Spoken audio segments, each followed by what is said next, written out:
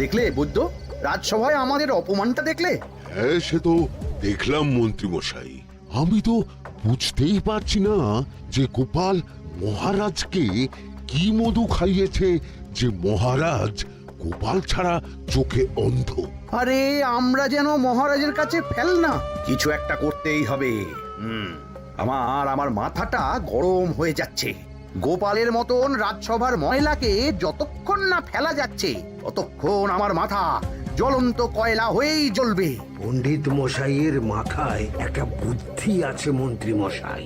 আপনি যদি সেই অনুযায়ী উঁচির কাজ করেন তাহলে বেটা গোপালের কপালে দুর্গতির সীমা থাকবে না।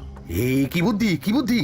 আপনি বরং এই ব্যাপারে পণ্ডিত মশাইয়ের সাথে একবার আলোচনা করে নিন। আমি চলি, কেমন? আমি চলি। হ্যাঁ হ্যাঁ, এসো এসো এসো এসো।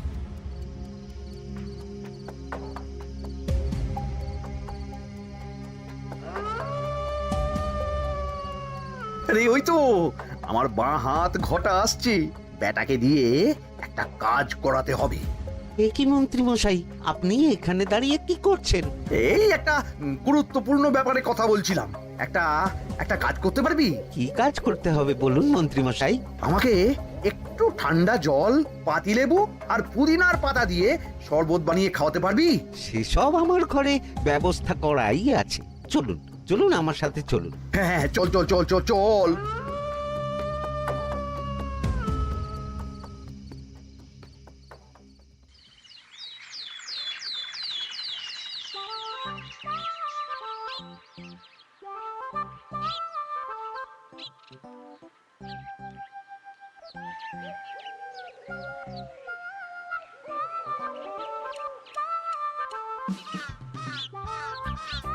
কি ব্যাপার পণ্ডিত, এত গুম মেরে আছো কেন? সকাল সকাল গিন্নি খুব বকেছেন মনে হচ্ছে। গিন্নির বাক্য সুধায় কান ভরে গেছে, আর কিছুই কানে ঢুকছে না। আরে দাঁড়াও দাঁড়াও পণ্ডিত, দাঁড়াও জ্যোতিষী। পণ্ডিত তো আমার কথা শুনতেই পেল না মনে হচ্ছে। তুমি তো দূর থেকে বলেছো, আমি তো বলেছি পাশ থেকে, তাতেও শুনতে পাইনি। কানের পোকা হলো নাকি? কি গো পণ্ডিত, ব্যাপার কি? কেমন বুঝছো? এ তো ভয়ানক কর্ণকোষ্ঠবদ্ধতার লক্ষণ। তুমি কচু বুঝেছো? আমার হয়েছে কর্ণগোপাল, তোমাদেরও হতো, কিন্তু তোমাদের দোকান কাটা বলে হয়নি। তুমি আমাদের অপমান করছো। তোমাদের অপমান বোধ থাকলে কোনো শব্দই কানে ঢুকতো না, শুধু একটাই শব্দ কানে বাজতো, গোপাল গোপাল গোপাল। এবারে রাজসভায় কিভাবে হেনস্থা হতে হলো মনে নেই?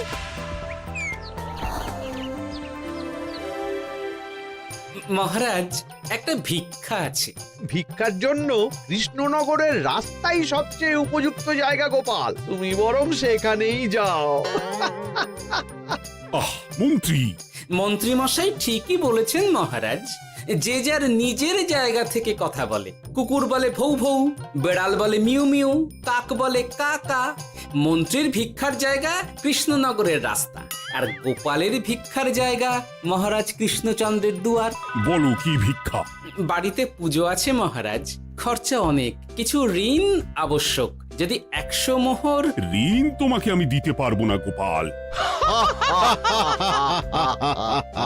পুজো উপলক্ষে তোমাকে আমি 100 মোহর দিলাম। মহারাজ, আমিও ঠিক এই কথাটাই বলতে যাচ্ছিলাম।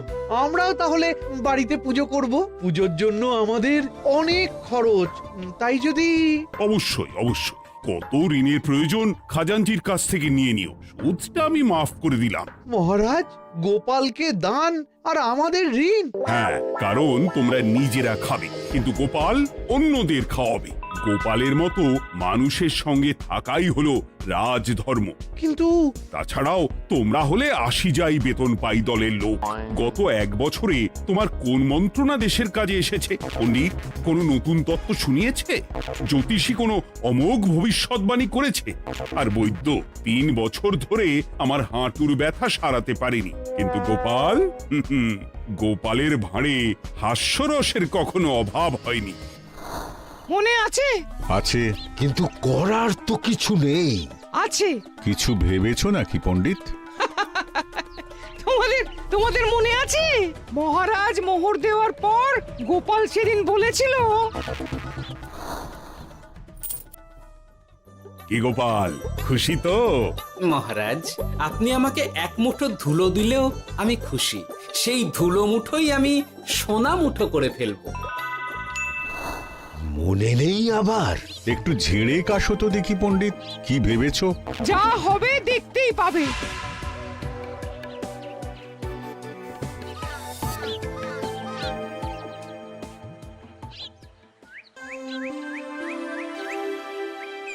মহারাজের জয় হোক, মহারাজের জয় হোক। ওরে বাবা, এই যে সকাল সকাল চান করে ঠান্ডা লেগে গেল মনে হচ্ছে। মহারাজ, ওই কবি গান উপলক্ষে গত মাসটা আমি কৃষ্ণনগরের কোণে কোণে ঘুরে বেরিয়েছি। প্রজাদের মধ্যে একটা অসন্তোষ আমি লক্ষ্য করেছি মহারাজ। অসন্তোষ? আমি তো জানতাম আমার শাসনে প্রজারা সুখে আছে। সুখে তারা ভাসছে মহারাজ, কিন্তু একটাই অসুখ, তারা মহারাজের দর্শন পায় না। তারা মহারাজের পদধূলির জন্য আকুল হয়ে আছে, মহারাজের দর্শন পাওয়ার জন্য চাতকের মতো অপেক্ষা করছে। চিত্রকরকে দিয়ে চিত্র অঙ্কন করিয়ে বিলি করে দিলেই হলো।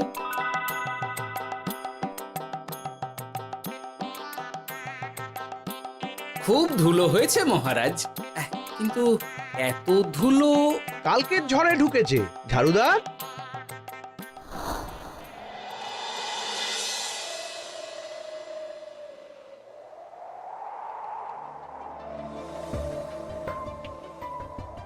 এই সুযোগ, রাজসভা ফাঁকা, এমন ঝড় যে পেয়াদারাও বাইরে নেই। কাজটা সেরে ফেল, বুঝলি? কিরে, কাজটা কর।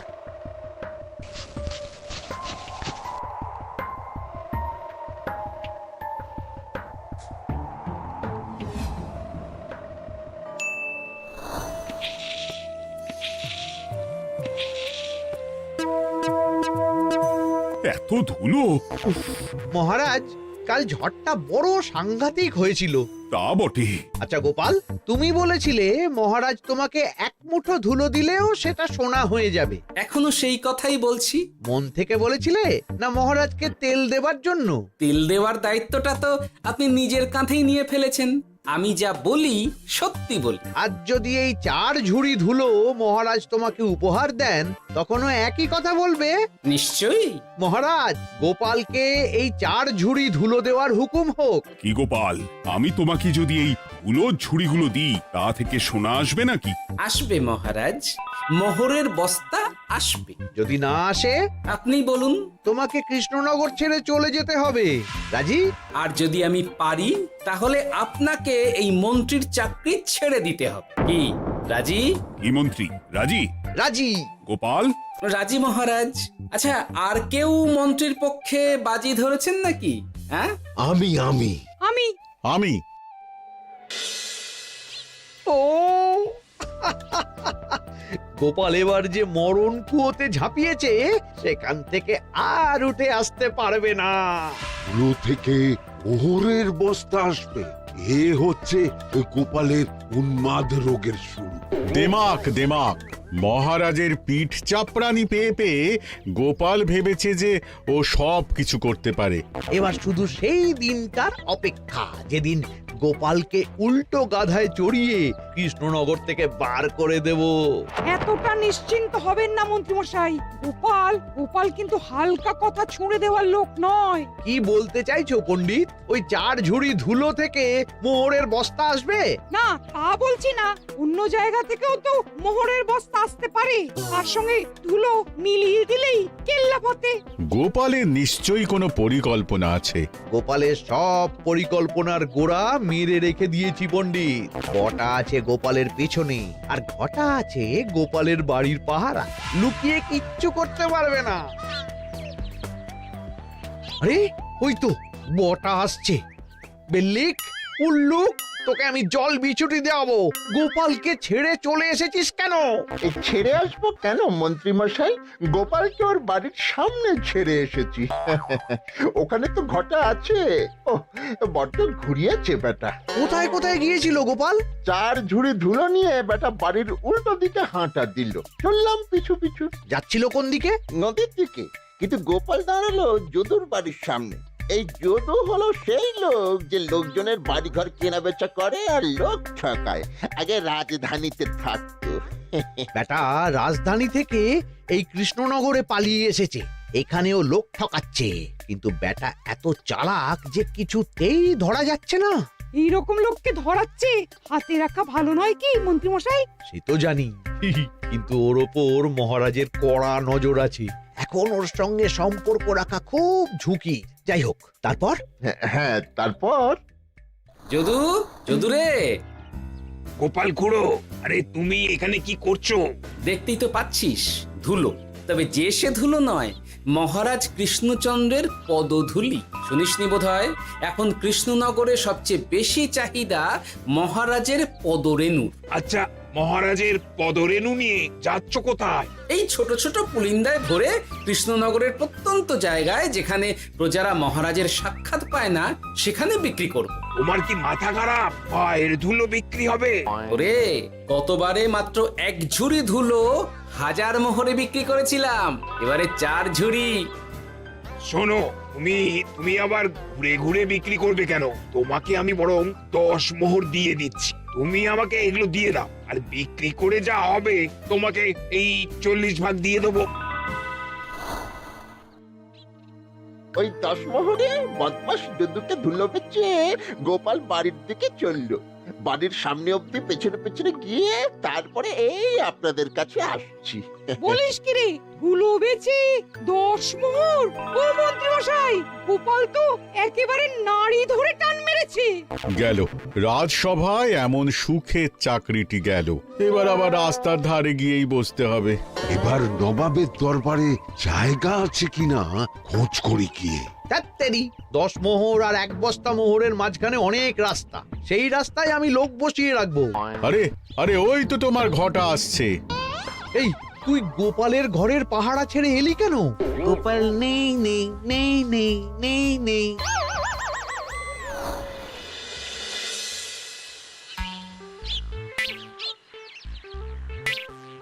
আরে, ভয় পেলি নাকি? না না না না না, ভয় পাবো কেন? শোন, তোকে পেয়ে আমার খুব ভালো হলো বুঝলি। তোকে আমার একটা কাজ করতে হবে। বলো বলো। আসলে বুঝলি, আমার না গিন্নিকে নিয়ে তার বাপের বাড়ি যাওয়ার কথা ছিল, কিন্তু হঠাৎ বিশেষ কাজে আমাকে খামবাজে চলে যেতে হচ্ছে। এখন আমি গিয়ে গিন্নিকে বললে বুঝতেই পারছিস কুরুক্ষেত্র হয়ে যাবে একেবারে। তাই আমি কাউকে খুঁজছিলাম যে আমার বাইরে যাওয়ার খবরটা আমার গিন্নিকে গিয়ে দেবে। তুই পারবি বাবা ঘটা? ওরে বাবা, আরে আরে আরে, ভয় পাস না, তোকে গিয়ে মুখে কিছু বলতে হবে না। এই নে, এই চিঠিটা আমার বউকে দিবি।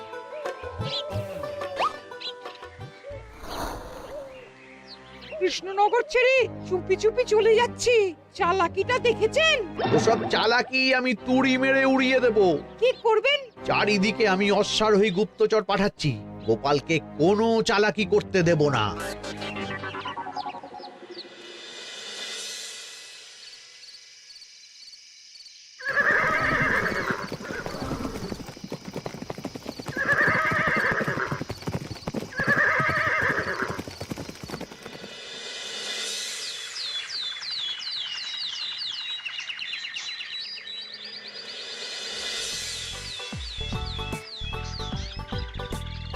অং বং পিং পং। হ্যাঁ, ওরে বাপ রে, এ আবার কি বলে? মানে বুঝিতে পারিলে না? অং বং পিং পং অর্থাৎ আইসো আমার নিকট বিদেশি জাদু শরবত আছে। ইহাতে তৃষ্ণা নিবারিত হয়, শক্তি বৃদ্ধি হয়, ঘুম ভালো হয়, সম্পর্কের উন্নতি হয়, জামা কাপড় ফর্সা হয়, তু শব্দ না করে সকাল সকাল কষ্ট পরিষ্কার হয়। মূল্য মাত্র 1 মোহর। বোঝো, ওইটুকু অং বঙ্গের মধ্যে এত কিছু? ঠিক আছে, তা দাও দেখি। আপাতত টেস্টটা তো মিটু, বাকিগুলো পরে বোঝা যাবে।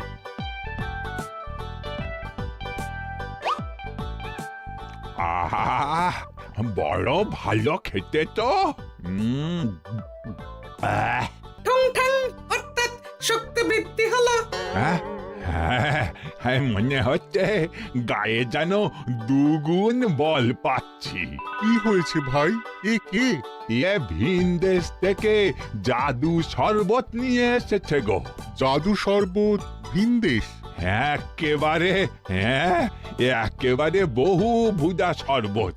খেলে তেষ্টা যাবে, গায়ে জোর হবে, ঘুম হবে, সম্পর্ক ভালো হবে, জামা কাপড় ফর্সা হবে, সকালে হ্রাস করে পেটও পরিষ্কার হবে। সে কি?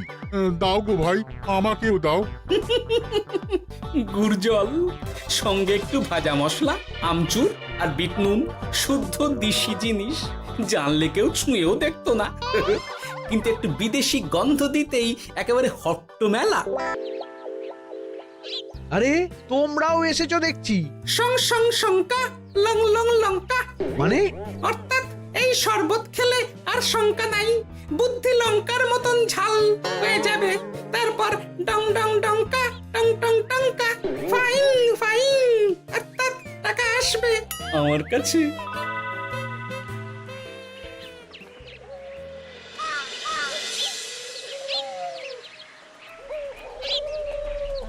ঝপ ঝপ ছপাং, ভট ভট ফটাং, অর্থাৎ উহাকে দৌড়িয়েছো কেন?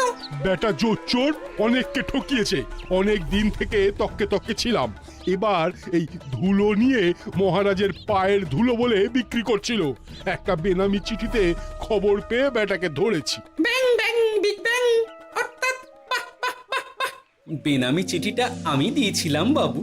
বাবা যদু, তুমি সেই রাজধানী থেকে কৃষ্ণনগর অবধি মানুষকে অনেক খোল খাইয়েছো। তুমি এতদিন ঘুঘু দেখে এসেছিলে বাবা, এবার গোপাল নামক ফাঁদটা দেখলে। কতবার বলবো এইসব ধুলো আমি গোপালের কাছ থেকে কিনেছি। যা বলার ওই বিচারের সময় মহারাজকে বলবি। চল চল চল চল চল।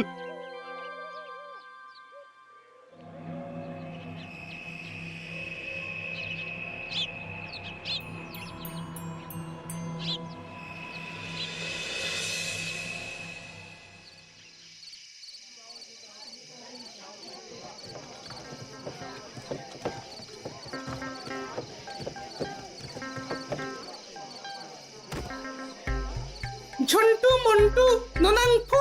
নাও ঠেলা। সাহেব বলে কি ফু দিয়ে দিতে হবে? কি বলছো সাহেব? বুঝতে পারছি না, কোথায় ফু দেব? ঝন্টু মন্টু ননাংফু, অর্থাৎ লবণ আছে?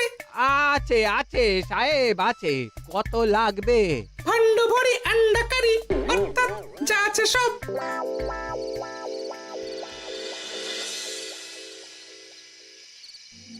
ব্যাস, মোটামুটি আশেপাশে সব দোকানের নুন এখন আমার জিম্মায়। এবার আসল মজা শুরু হবে।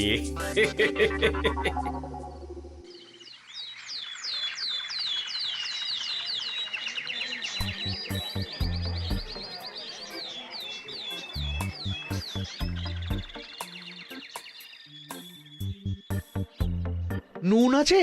না হুজুর, গোটা কৃষ্ণনগরেই নুন নেই। ওই দেখো, পুরো রাজসভাই বাজারে জড়ো হয়েছে। শান্তামনা, শান্টু মন্টু। আবার কি বলছে রে বাবা? শান্তামনা, শান্টু মন্টু, অর্থাৎ জনগণ শ্রবণ করুন। নান্টু কান্টু, নুন কিনিবেন, আন্টু আন্টু, আসুন আসুন। আমার আমার এক সের নুন লাগবে। শান্টু, অবশ্যই 1 সের লবণ 10 মোহর। 1 সের 10 মোহর? 10 মোহর লইবেন না লইবেন না? না, নেব না। উত্তম উত্তম, গান্ডা পিণ্ডে ঢিসুম ঢিসুম, অর্থাৎ তাহা হইলে নুনের বদলে গৃহিণীর প্রহার ভক্ষণ করুন। আমাকে 1 সের নুন দিন। আমাকেও আমাকেও। নুন ছাড়া বাড়ি ফিরলে গিন্নি ঘর ছাড়া করবে আমাকে। শুনলাম কৃষ্ণনগর থেকে নুন উধাও। আছে মহারাজ, আছে। কৃষ্ণনগরের সব লবণ আমার নিকটে আছে। 1 সের 10 মোহর। এত দাম? দাম তো হবেই মহারাজ। লবণ ছাড়া রান্না কেমন হবে ভাবিয়া দেখুন। ঠিকই বলেছ, রাজপাকশালেও তো রান্না বসেনি। 100 সেরের মতন রাজপ্রাসাদে পাঠিয়ে দাও। 1000 মোহর দিয়ে দাও।